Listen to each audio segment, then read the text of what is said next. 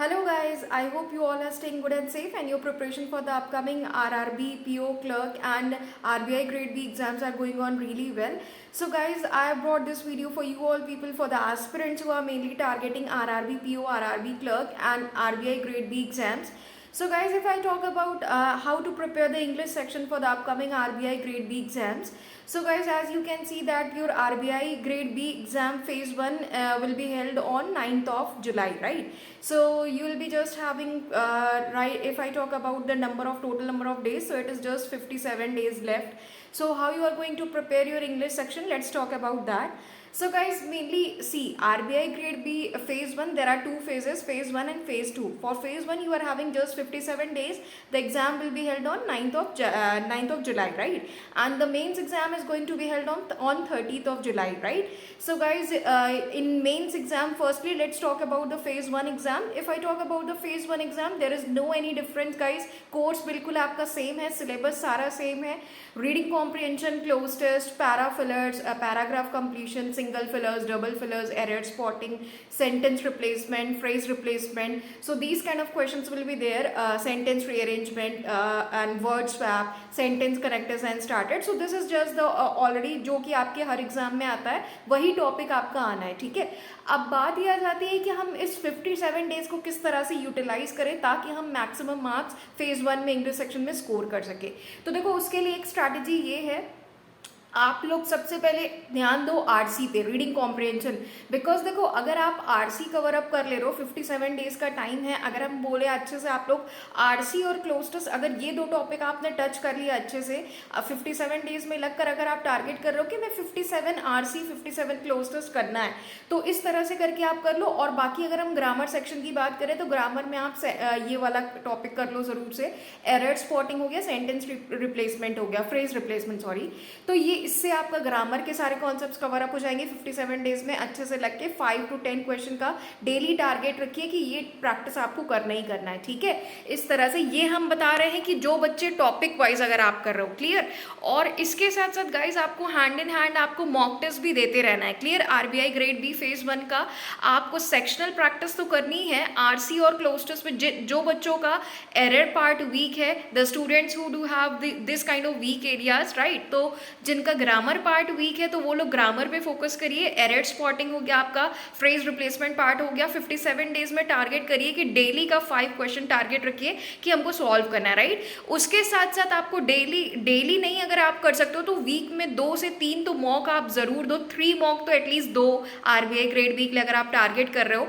English section को अच्छे से अटेम्प्ट करिए, क्लियर. और जो उसके बाद आपकी जो शॉर्ट कमिंग्स आ रही है उस क्वेश्चन को, उस एरिया के क्वेश्चन को बल्क में प्रैक्टिस करिए, ठीक है. और सबसे ज़्यादा देखो कुछ करो नहीं करो लेकिन आरसी क्लोज टेस्ट तो ज़रूर करिए. टारगेट बनाइए कि 57 डेज है, we are having 57 days. In this 57 days एक आरसी डेली का करेंगे, मतलब 57 डेज में 57 आरसी करना है, 57 डेज में 57 हमको क्लोज टेस्ट करने हैं एंड 57 पैरा जंबल्स करने हैं. अगर ये 3 टॉपिक आपने गाइस अच्छे से कवर कर लिए तो फिर आपको बाकी जितने भी मिसलेनियस टॉपिक जो भी आता है, वर्ड स्वैप आता है या फिलर्स के टॉपिक आते हैं, वो ऑलरेडी आप कवर कर लोगे.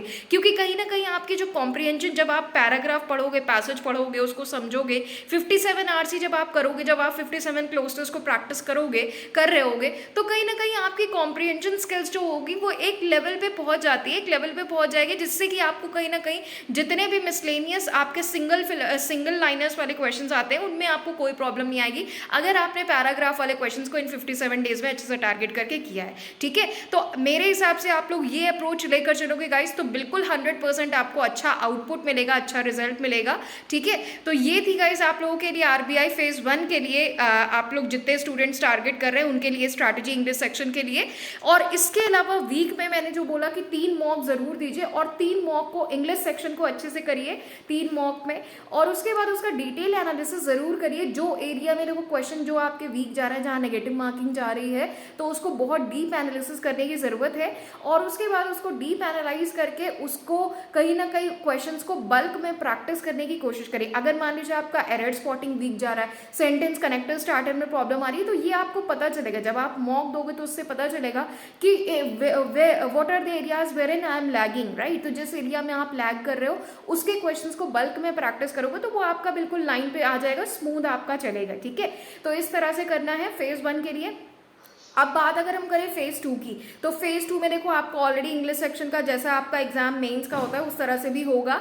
और इंग्लिश अगर आप मेरे साथ मेंस वाला जो मैंने अभी क्रैक मेन सीरीज जो स्टार्ट की वो आप गाइस करोगे तो अच्छे लेवल पे कर ले जाओगे, नो डाउट। उसके साथ साथ आपको प्रैक्टिस भी करनी है, ठीक है। तो रेगुलर आपका फेज 1 हो जाता है, देन आप फेज 2 के लिए आप जो मॉक देना स्टार्ट करिए। 9 जुलाई है, 9 जुलाई के बाद नेक्स्ट डे से आप स्टार्ट करिए मॉक टेस्ट देना फेज 2 के लिए। और उसमें क्या करना है, क्योंकि डिस्क्रिप्टिव भी आता है, राइट। तो अगर हम आरबीआई ग्रेड बी की बात करें गाइस तो इसमें डिस्क्रिप्टिव भी आता है। तो डिस्क्रिप्टिव के लिए हम आपको टॉपिक्स अभी आगे कुछ बताएंगे, क्लियर। तो डिस्क्रिप्टिव के लिए क्या करना है, अब देखो अगर आप फेज 1 से आप आरसी और क्लोज टेस्ट कवर कर रहे हो तो मेरी इस बात से आप लोग एग्री करते हो, आई होप सब लोग, कि जब आरसी क्लोज टेस्ट हम पढ़ रहे हैं, समझ रहे हैं, तो क्या हम उस चीज को अपने वर्ड्स में लिख नहीं सकते? बिल्कुल लिख सकते हो, ठीक है।